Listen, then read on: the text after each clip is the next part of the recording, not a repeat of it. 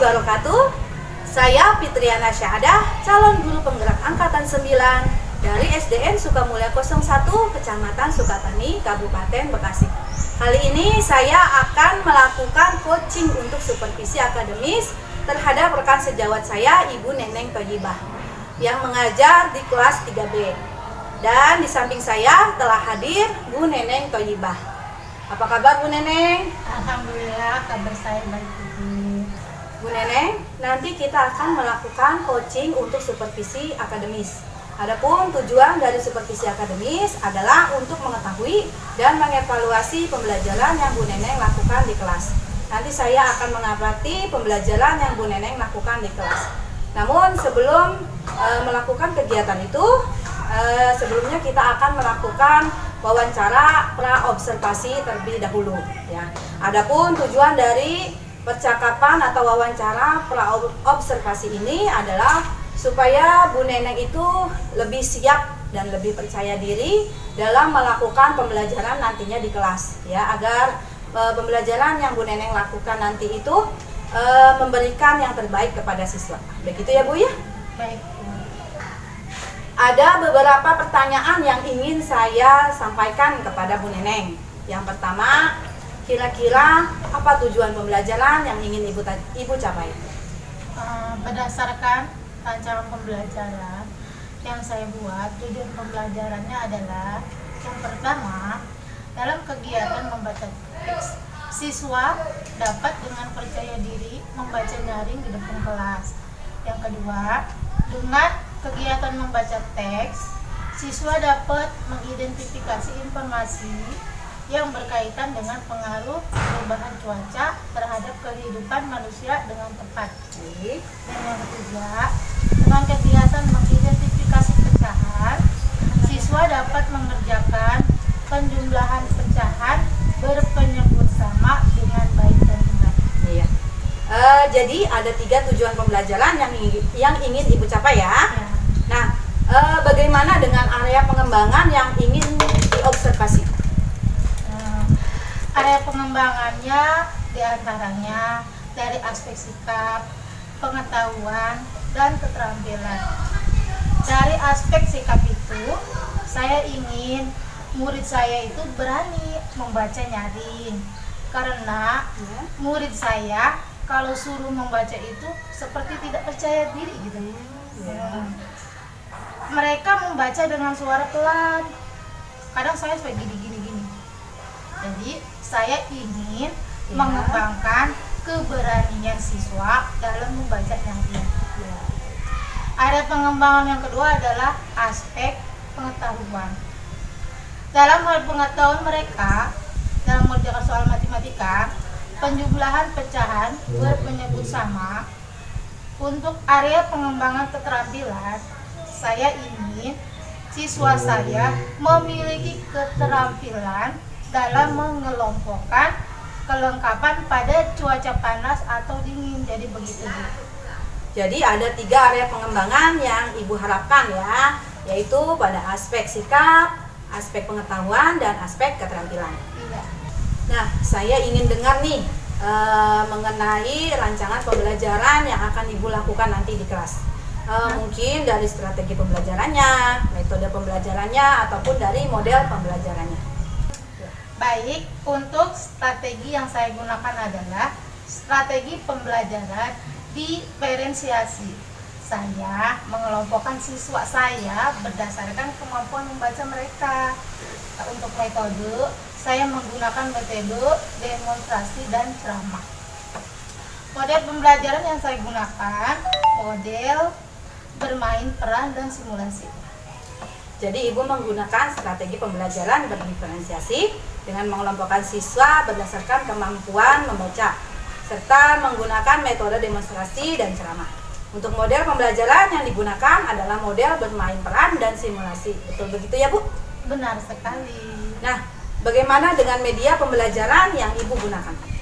Media pembelajaran yang saya gunakan, saya membuat gambar gitu tentang kelengkapan pada saat cuaca panas ataupun cuaca dingin. Nah, saya juga menggunakan buah apel untuk demonstrasi menjelaskan pecahan ya. Dan wacana tentang pengaruh cuaca terhadap kehidupan manusia yang saya print out dan dibagikan ke semua siswa. Baik, lalu kira-kira kapan nih Ibu akan melakukan pembelajaran ini di kelas? Rencananya saya akan melaksanakannya pada hari Rabu tanggal 7 Februari jam pelajaran pertama. Jadi nanti hari Rabu saya akan ke kelas Ibu untuk melakukan supervisi kelas ya Bu ya. Saya akan melihat dan mencatat hal-hal apa saja yang terjadi di dalam kelas ya Bu. Siap Bu. Nah, nanti setelah Ibu melakukan observasi kelas atau pembelajaran di dalam kelas, kita akan melakukan percakapan lagi ya Bu, yaitu percakapan pasca observasi, yang nanti juga akan didampingi oleh pengajar praktik Bu Lili Priani sebagai supervisor. Nah, dari percakapan ini kira-kira apa yang sudah Ibu dapat? Dari percakapan ini saya mendapatkan semangat dan percaya diri untuk melakukan pembelajaran di dalam kelas. Saya juga menjadi tahu apa saja yang harus saya lakukan ketika pembelajaran nanti. Terima kasih ya Bu ya atas waktunya. Sama-sama Ibu. Demikianlah wawancara pra-observasi saya kepada rekan sejawat saya Bu Neneng Toyibah. Terima kasih. Wassalamualaikum warahmatullahi wabarakatuh. Assalamualaikum warahmatullahi wabarakatuh.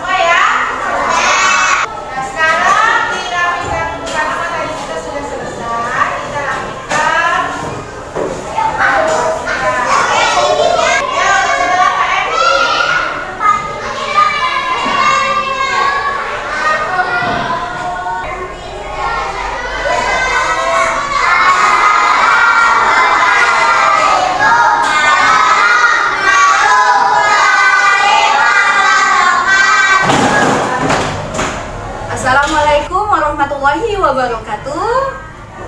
Bertemu kembali dengan saya Fitriana Syahadah. Kali ini dalam percakapan pasca observasi. Masih bersama saya dan Bu Neneng Thoyibah, rekan sejawat saya yang telah saya observasi, dan Bu Lili Priani, pengajar praktik saya. Assalamualaikum Bu Lili. Waalaikumsalam Bu Fitri, Bu Neneng. Apa kabarnya Bu Lili? Alhamdulillah luar biasa. Alhamdulillah. Baik, di percakapan pasca observasi ini saya akan memberikan pertanyaan-pertanyaan kepada Bu Neneng Thoyibah terkait dengan jalannya observasi kelas yang telah berlangsung. Dan tujuan dari percakapan pasca observasi ini adalah untuk mengevaluasi sejauh mana jalannya kegiatan pembelajaran yang telah dilakukan oleh Ibu Neneng Thoyibah. Nah, Bu Neneng Thoyibah, saya akan memberikan beberapa pertanyaan kepada Ibu terkait jalannya pembelajaran yang telah Ibu lakukan di kelas bersama saya, ya Bu ya. Nah, untuk pertanyaan yang pertama, kira-kira bagaimana nih perasaan Ibu saat observasi kelas? Perasaan saya saat observasi kelas merasa tegang. Ya, mungkin karena belum terbiasa ya, jadi merasa ikut dan sedikit takut gitu kalau melakukan kesalahan saat mengajar di kelas gitu. Alhamdulillah sekarang sudah selesai ya Bu ya. Iya, Bu. Lalu bagaimana perasaan Ibu sekarang? Perasaan saya sekarang saya merasa lega, walau mungkin pembelajaran saya ada kekurangan gitu. Nah, sekarang bisa Ibu ceritakan kembali area pengembangan yang telah Ibu lakukan di kelas? Area pengembangan yang saya lakukan di kelas diantaranya aspek sikap, terus pengetahuan dan keterampilan. Pada aspek sikap, saya meminta siswa untuk membaca nyaring. Wacana yang saya berikan untuk aspek pengetahuan yang mengembangkan pengetahuan siswa tentang cara penjumlahan pecahan penyebut sama melalui soal-soal yang saya berikan. Aspek keterampilan saya meminta siswa mengelompokkan kelengkapan pada cuaca dingin atau panas.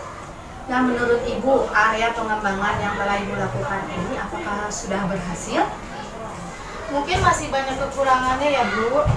Di antaranya masih ada siswa yang malu-malu ketika disuruh membacanya.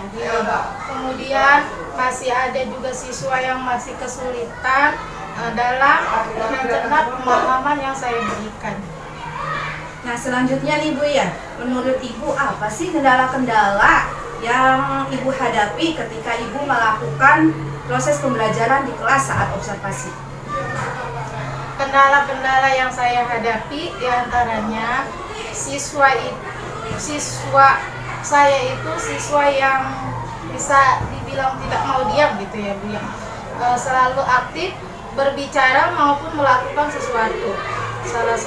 Selalu aja ada pembicaraan yang tidak perlu di dalam kelas kepada sesama temannya, sehingga fokus mereka terhadap pembelajaran itu sangat kurang baik. Baik, jadi yang menyebabkan mereka itu menjadi kurang memahami penjelasan itu karena mereka kurang fokus gitu ya Bu ya? Iya, betul sekali. Nah, sekarang untuk rencana ke depannya nih Bu nih ya, kira-kira apa nih rencana perbaikan yang ingin Ibu lakukan dalam pembelajaran Ibu selanjutnya? Cara saya ingin menerapkan metode bermain. Jadi anak-anak dapat belajar meski dalam bermain. Mungkin memang karakter anak itu senang bermain ya Bu ya. Jadi saya harap dengan sambil bermain mereka dapat fokus dalam pembelajaran. Jadi Ibu ingin mengajak anak-anak itu belajar sambil bermain gitu ya Bu ya? Iya, benar sekali Bu. Wah, rasanya saya sudah tidak sabar nih ingin mengetahui bagaimana jalannya proses pembelajaran nanti nih Bu nih. Mudah-mudahan apa yang Ibu rencanakan nanti dapat berjalan sesuai rencana ya Bu ya? Iya, serta memberikan proses pembelajaran yang lebih baik lagi. Saya tunggu nanti cerita-cerita Ibu mengenai proses pembelajaran Ibu ini nanti ya Bu ya? baik, Bu. Nah, kira-kira kapan nih Bu Ibu akan melakukan rencana pembelajaran dengan metode bermain ini? Ya, mungkin secepatnya ya Bu ya, karena saya harus mencapai referensi mengenai metode pembelajaran sambil bermain, di mana itu harus sesuai dengan materi yang akan saya berikan kepada anak-anak. Iya. Baik Bu, terima kasih banyak Bu atas jawaban-jawaban yang telah Ibu berikan. Mudah-mudahan rencananya nanti berjalan dengan baik ya Bu ya. Amin ya rabbal alamin. Baik, selanjutnya saya akan memberikan kesempatan kepada Bu Lili selaku pengajar praktik untuk memberikan umpan balik serta tanggapan-tanggapannya mengenai jalannya percakapan pasca observasi yang telah kita lakukan. Terima kasih Bu Fitri. Sungguh saya senang tadi ya mengamati perbincangan pasca observasi antara Ibu Fitriana sebagai CGP dengan Ibu Neneng yang kemarin sudah diobservasi. Satu hal yang bisa kita pelajari bahwa ternyata melalui kegiatan coaching pasca observasi, kedua belah pihak, baik Ibu Neneng sebagai guru yang diobservasi maupun Ibu Fitriana sebagai observer, itu masing-masing mendapatkan manfaat baik. Melalui percakapan yang tadi sudah dilakukan, Bu Neneng mengungkapkan teknik atau strategi yang mungkin lebih baik dipakai pada saat pembelajaran. Lalu akan menerapkan strategi pembelajaran dalam bentuk yang lain pada kegiatan pembelajaran berikutnya. Tadi sudah disampaikan metode bermain gitu ya. Nah, bagi Bu Fitri, hal semacam ini bisa diambil manfaatnya dengan menggali wawasan. Oh, ternyata nanti pada mata pelajaran tertentu, pada pokok bahasan tertentu, strategi yang sudah diterapkan oleh Bu Neneng di kelas itu juga bisa diterapkan oleh Bu Fitri pada saat menghadirkan kegiatan pembelajaran. Nah, inilah salah satu manfaat proses coaching pada saat pra-observasi, lalu prosesnya, dan diakhiri dengan pasca observasi. Kedua belah pihak ini diharapkan mengambil manfaatnya.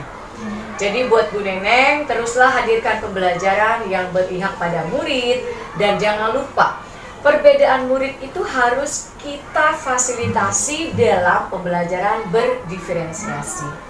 Lalu untuk Bu Fitri, praktik baik ini bisa diteruskan dengan mengobservasi atau juga bahkan Bu Fitri akan menjadi orang yang diobservasi, guru yang diobservasi, baik oleh rekan sejawat maupun oleh kepala sekolah. Boleh lakukan sesuai dengan prosedur, mulai dari pra, lalu proses, diakhiri dengan pasca observasi. Seperti itu umpan balik dari saya. Lanjutkan Bu Fitri. Baik, terima kasih Ibu atas umpan baliknya terkait kegiatan percakapan pasca observasi ini. Baik, akhirnya rangkaian supervisi akademik ini telah selesai kita lakukan. Dari mulai kegiatan pra-observasi, observasi kelas, dan pasca observasi. Saya ucapkan terima kasih banyak kepada Bu Lili dan Bu Neneng. Sama-sama. Saya akhiri dengan wassalamualaikum warahmatullahi wabarakatuh. Waalaikumsalam.